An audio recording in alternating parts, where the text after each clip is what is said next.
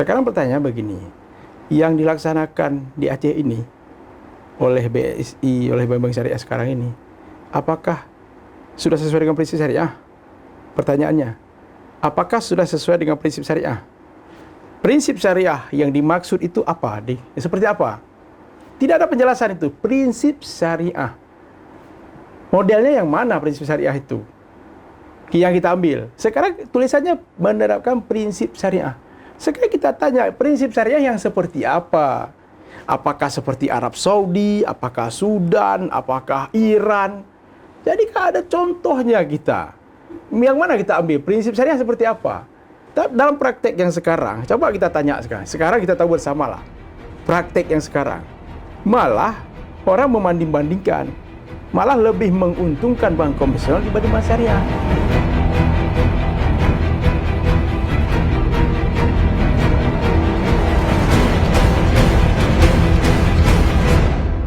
Assalamualaikum warahmatullahi wabarakatuh. Kembali lagi dengan saya Siti Aminah di channel PehTem, tepatnya di episode ke-96 tahun ketiga edisi Kamis 20 Juli 2023. Bagi rekan yang belum subscribe, silahkan subscribe, dan kita masih menunggu komentar yang positif dan membangun pastinya. Bagi rekan PehTem, kita berbincang tentang bank konvensional atau OJK pernah ini mengatakan tentang memberikan lampu hijau kepada bank konvensional untuk kembali ke Aceh, tapi kembalinya bank konvensional ini ke Aceh menuai pro dan kontra dari Ormas ataupun MPU. Kali ini kita akan angkat tema tentang bank konvensional kembali. Benarkah bank syariah gagal monopoli? Bersama narasumber kita, Bang Safarudin SHMH. Beliau adalah Ketua Yara Aceh. Assalamualaikum Bang Safar. Waalaikumsalam warahmatullahi wabarakatuh. Apa kabarnya nih Bang? Alhamdulillah sehat. Baik. Sehat. Terima kasih Bang, di tengah kesibukannya nih hari ini kayaknya bisa hadir ke PehTem, kita berbincang kembali nih Bang ya, karena sebelumnya juga di edisi sebelumnya juga kita pernah berbincang terkait tentang bank yang kontroversial nih. Oke Bang, ini tema kita menarik nih Bang, bank konvensional kembali, benarkah bank syariah gagal monopoli? Ini lampu hijaunya seperti apa nih Bang Syafar? Ya, kalau kita lihat statement dari OJK kan begini dia, biasanya OJK itu kan regulator dia. Jadi di bawahnya seperti lembaga keuangan lah, termasuk perbankan, dia kan dalam melakukan kegiatannya kan apapun itu ya, maupun bisnis plan-nya itu kan harus mendapat persetujuan dari regulator. Nah, saya lihat ini sinyal dari OJK, kalaupun nanti bank konvensional ini memasukkan rencana pengembangan bisnisnya untuk masuk ke Aceh, jadi dari OJK sudah support. Nah, jadi tidak ada masalah ya, karena kalaupun mereka masuk itu kan harus izin OJK dulu. Nah, waktu keluar pun mereka kan lapor ke OJK. OJK setuju, kalau OJK nggak setuju nggak bisa juga. Misalnya mereka, oke kita masuk, OJK bilang belum boleh misalnya, nggak bisa juga mereka. Karena semua tindakan mereka itu harus mendapat persetujuan dari OJK. Tapi Mas Safar, di edisi sebelumnya juga Anda mengatakan apakah perlu misalnya bank konvensional kembali lagi ke Aceh, atau bank BSI itu harus ditingkatkan kualitasnya yang memang betul-betul syariah secara kafah, atau seperti apa sih sebenarnya sekarang? Karena ini kan kita lihat kayak ada seperti permainan, mohon maaf ya, ke politik, elit politik di situ. Padahal kan bank BSI sekarang udah bisa berjalan dengan normal nih Bang Safar. Ya, memang begini kan, kita ada beberapa ya, memang ada beberapa bank di Aceh yang agak sedikit besar itu kan BSI, kemudian ada Bank Aceh, kemudian ada BCA, ada beberapa lah. Tapi kan yang paling besar ini kan di Aceh sekarang BSI. Nah kita kan tahu BSI ini layanannya kan masih terbatas. Ya, walaupun ini kan ditingkatkan terus. Nah, tapi kan ini butuh waktu.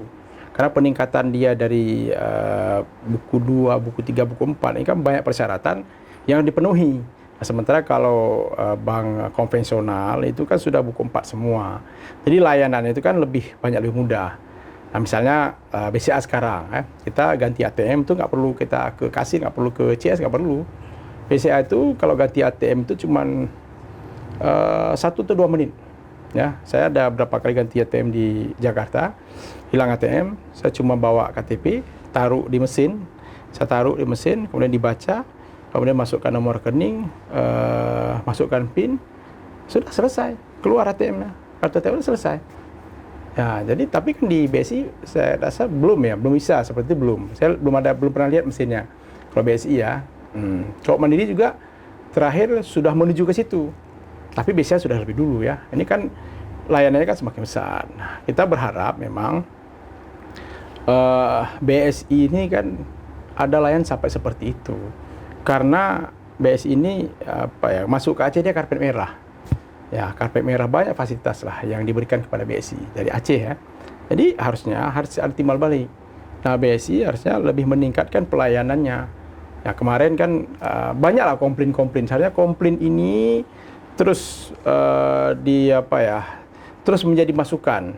Nah, terus menjadi masukan, memperbaiki dan sehingga masyarakat itu tidak ada komplain. Artinya ada kepuasan. Ya, jadi misalnya saya pernah membuat sebuah tulisan itu waktu saya ke Takengon, saya lihat agak susah melakukan pembayaran. Ya, sementara ATM kita terbatas. Karena pasca ditariknya bank konvensional kan ATM itu banyak yang nggak ada lagi. Ya, ATM syariah kan terbatas. ATM Bank Aceh mungkin 1-2, BSI juga ada beberapa titik. Sehingga waktu kita pun kadang uang kan 1-2 juta kan cepat habis, apalagi di daerah wisata. Kita membayar secara elektronik juga agak susah. QRIS itu juga terbatas, ya.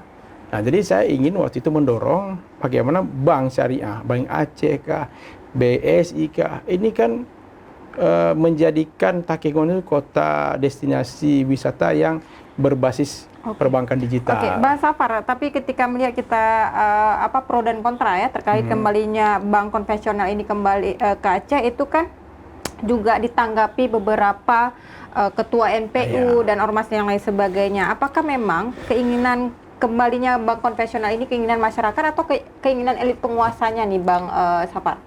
Saya lihat ini keinginan masyarakat. Ya, keinginan masyarakat, kemudian ya disampaikan ke beberapa pejabat politik, ya, kemudian ya ini kan tersahuti ya. Tapi kalau saya lihat memang ini keinginan dari masyarakat banyak terkait dengan bank konvensional ya. Jadi coba gini aja, kalau kita lihat aja nanti begini, kalau mau test case saja lah kita. Ya, kita tes saja, coba buka kita lihat. Masih banyak nggak orang yang akan buka rekening di bank konvensional? Kalau memang kita lihat bukan keinginan ya. Ya kalau bukan keinginan ya begitu buka orang nggak akan datang. Ya sudah, tutup sendiri bank konvensionalnya. Kalau bank syariahnya bagus layanannya. Saya pikir nanti kalau memang pro kontra seperti ini kan, keinginan ini banyak keinginan lah, tuduh menuduh ini. Sudah, kita buka sajalah. Kita lihat nanti, kembalikan ke masyarakat. Masyarakat menginginkan apa enggak? Kalau masyarakat enggak menginginkan, berarti enggak akan datang. Ya, kalau masyarakat berbondong-bondong datang ke bank konvensional, berarti masyarakat yang menginginkan. Ini bukan karena elit, bukan. Tapi kalau saya menangkap sekarang, ini keinginan publik. Ya, kembalinya bank konvensional.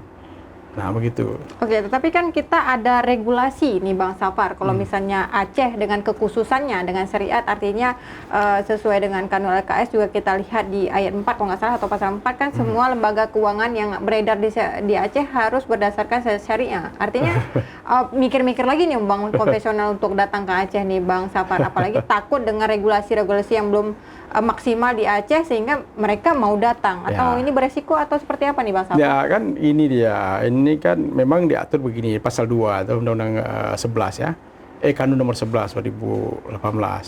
Jadi lembaga keuangan di Aceh itu menerapkan prinsip-prinsip syariah, kan begitu bunyinya. Iya, benar.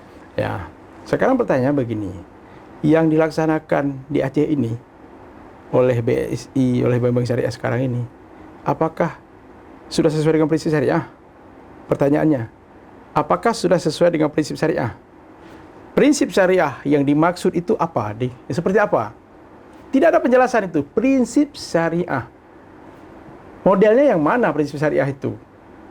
Yang kita ambil. Sekarang tulisannya menerapkan prinsip syariah. Sekarang kita tanya, prinsip syariah yang seperti apa? Apakah seperti Arab Saudi? Apakah Sudan? Apakah Iran? Jadi kan ada contohnya kita. Yang mana kita ambil? Prinsip syariah seperti apa? Dalam praktek yang sekarang, coba kita tanya sekarang. Sekarang kita tahu bersamalah. Praktek yang sekarang. Malah orang membanding-bandingkan.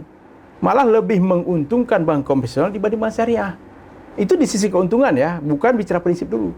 Tapi kalau bisa prinsip syariah bicara secara Islam, tentu akan lebih menguntungkan sebenarnya.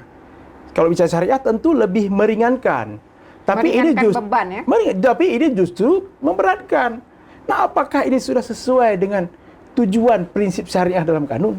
Artinya kan hal yang maksudnya tanda kutip ya, regulasinya itu yang harus diperdalam dan dibenahi, bukan berarti harus ada kembali ke konvensional lagi, benar nggak sih?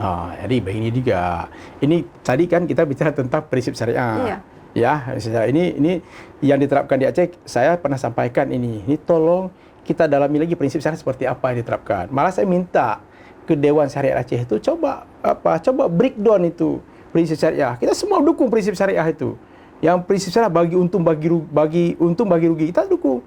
Implementasinya seperti apa? Nah, ini karena gagalnya implementasi syariah yang dicita-citakan ini, makanya timbul keinginan lagi orang merasakan sepertinya lebih syariah bank konvensional dibanding bank syariah. Lebih baik kita kembali saja ke bank konvensional. Makanya masyarakat Aceh sekarang masih menginginkan bank konvensional. Karena dalam harapannya itu kayak lebih berpihak bank konvensional kepada kita, kepada masyarakat dibanding bank syariah. Nah, makanya ini ada keinginan ke konvensional. Kenapa? Pelayanan tadi itu dari sistem tadi ya, sistem bagi hasil.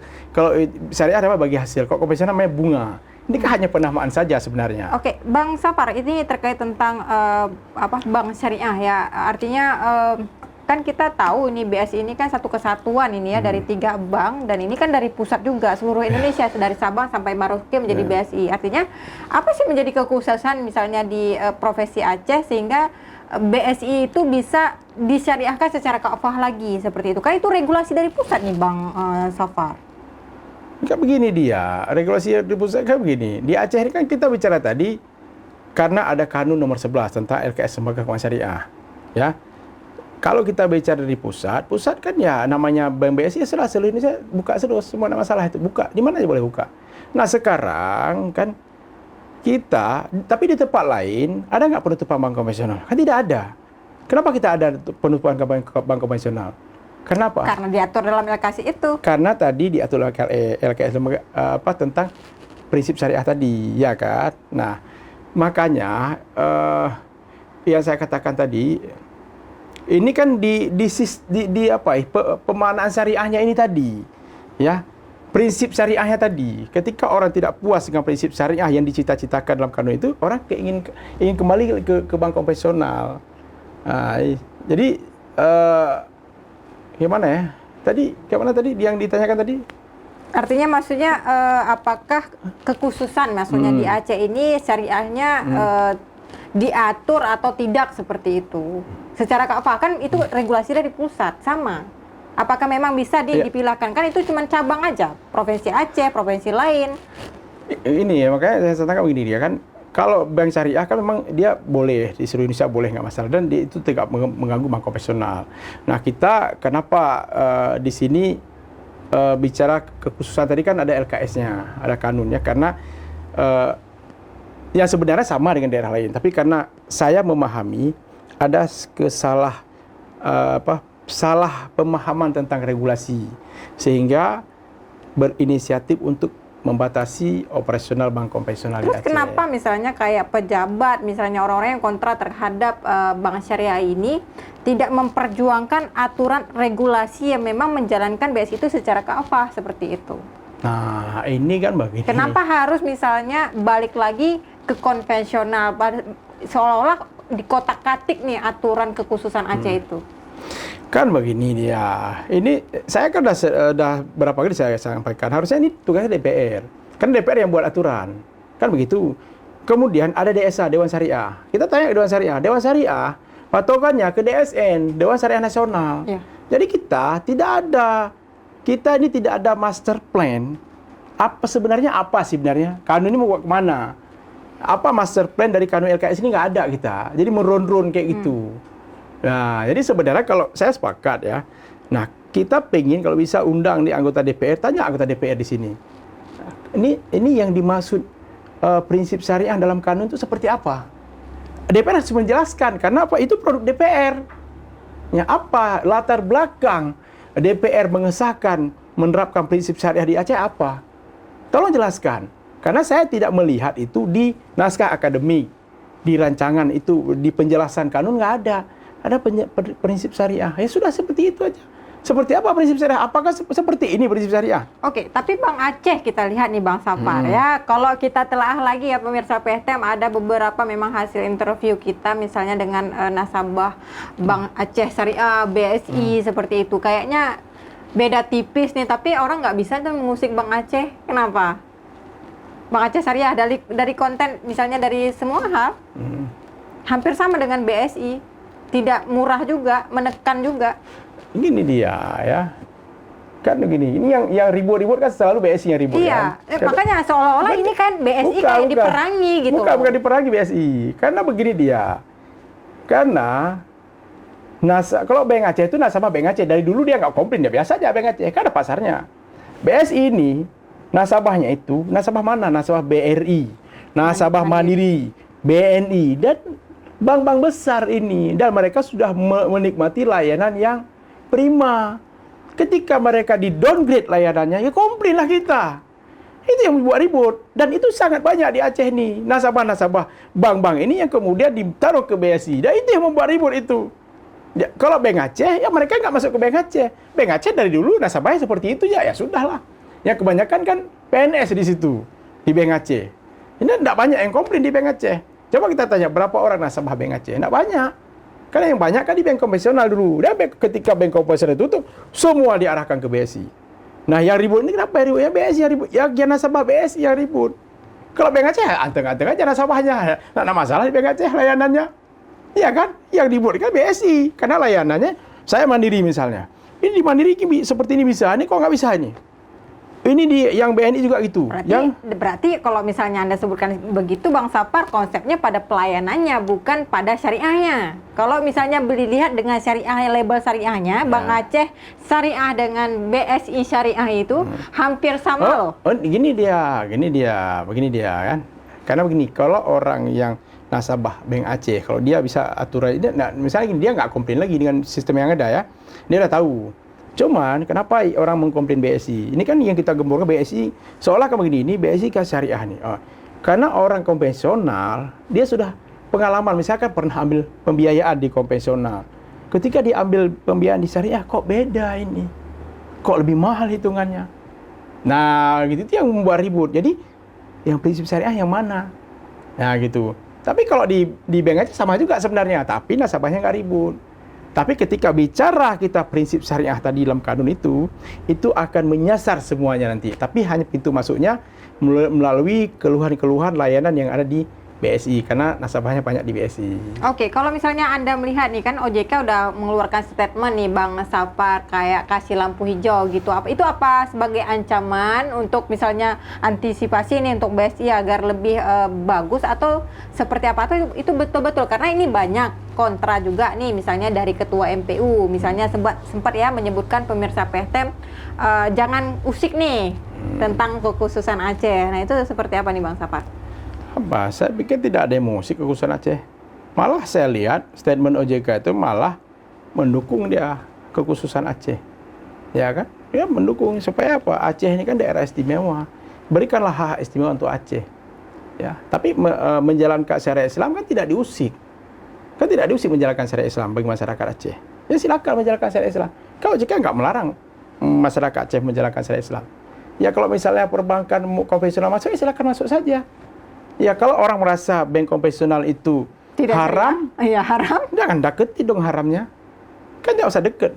Kan namanya dosa, jangan deketi dong. Kalau pemerintahnya udah memberikan, kenapa nggak didekatin? Kalau pemerintahnya misalnya membuat regulasi nggak terjadi di konvensionalnya di Aceh, otomatis nggak namanya terjadi syariah. dong. Ada yang namanya syariah, yang namanya dakwah itu kayak mana? Hitungannya kayak seperti apa? Artinya memberi pilihan setelah ditetapkan regulasi. Iya, memberi pilihan. Maksudnya begini dia, karena apa? Ini kan hak asasi gitu.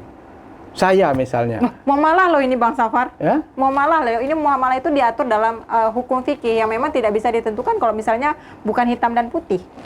Kan begini dia. Ini kan layanan. Jadi begini dia.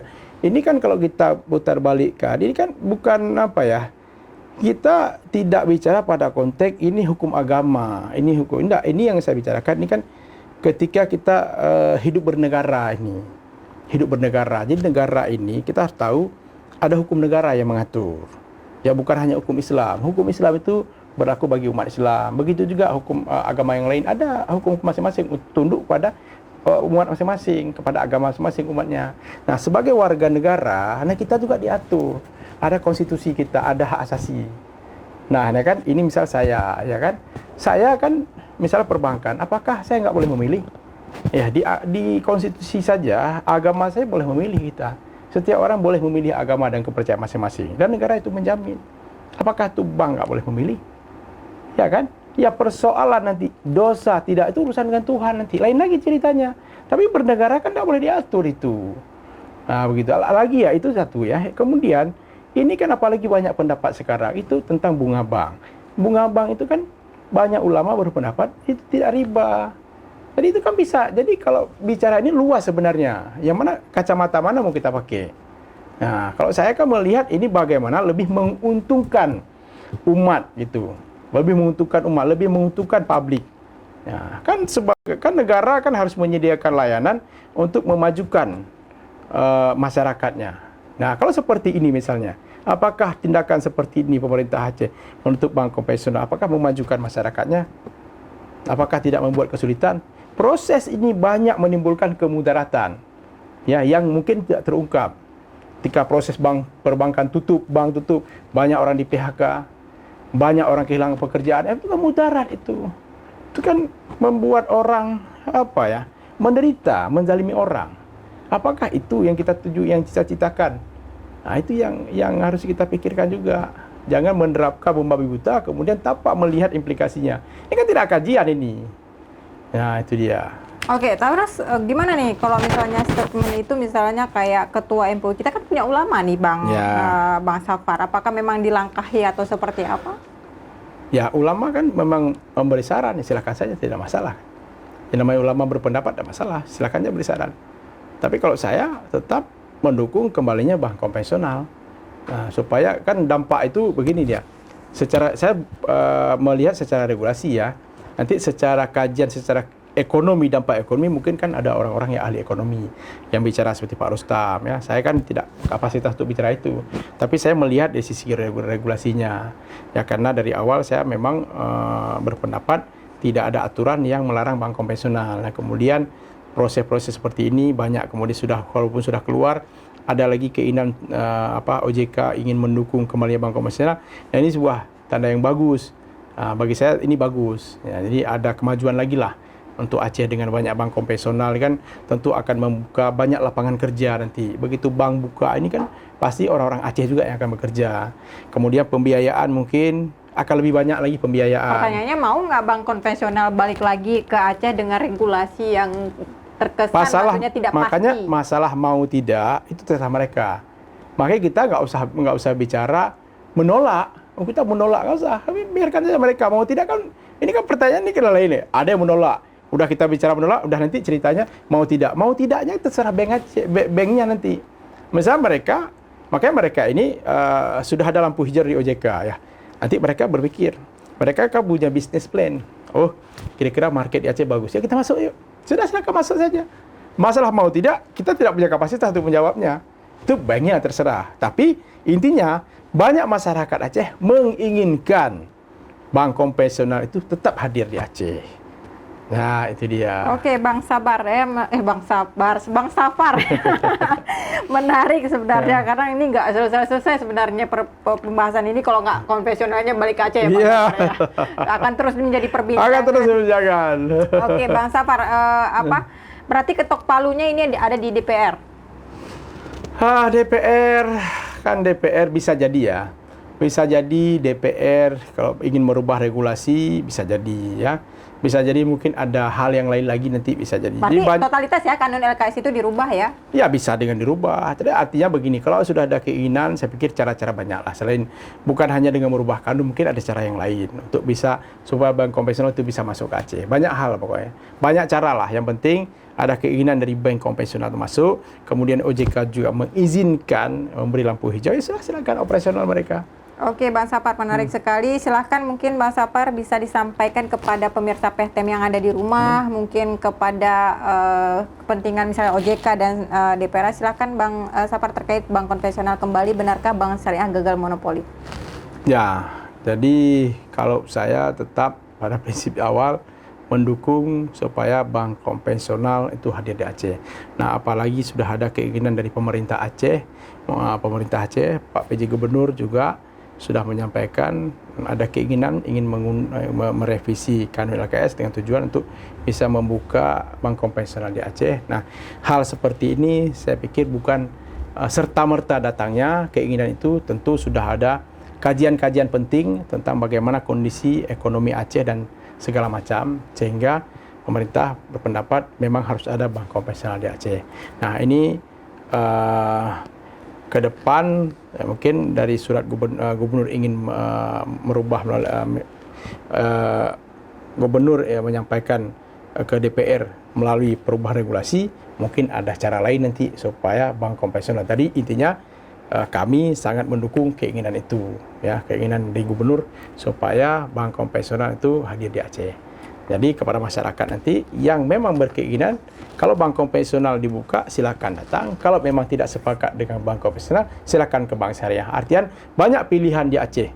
Mau konvensionalkah, mau syariahkah, terserah, tidak masalah. Yang penting bagaimana aktivitas kebutuhan kita terhadap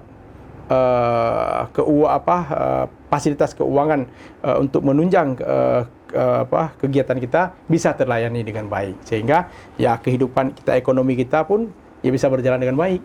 Oke, baik, terima kasih Bang Sapar ya. Closing statement-nya tentu juga kita mengharapkan misalnya kehadiran misalnya Ketua MPU atau OJK ke PEHTEM untuk memberikan informasi terkait tentang kembalinya bank konvensional ke Aceh, sehingga masyarakat misalnya tidak hanya janji-janji atau seperti apa, kalau memang kepastiannya memang tidak bisa kembali, otomatis segala regulasi yang ada di BSI terbenahi ya Bang Sapar ya. Baik pemirsa PEHTEM ya, terima kasih sudah setia menonton channel podcast PEHTEM di setiap hari Senin dan Kamis pukul 10 pagi, dan jangan lupa tekan lonceng untuk mendapatkan informasi terbaru. Like, share, and subscribe juga. Saya Siti Aminah mohon undur diri. Assalamualaikum warahmatullahi wabarakatuh. Waalaikumsalam.